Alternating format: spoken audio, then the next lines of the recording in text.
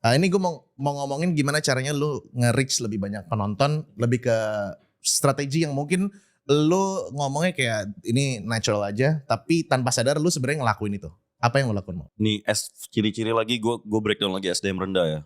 Orang yang apapun yang nge-justify everything pakai angka gitu. The number will follow. If you're that good, if your craft is good, the number will follow. Jadi dari awal gue streaming, gue gak pernah ngeliat gue matiin angka. Dari kemarin 170.000 viewers itu gue cuman karena mereka mention di komen. Atau 10 viewers, atau 17, atau 3. Gue dari dulu, I wanna show up, I'ma deliver good shit. Sisanya it'll work out.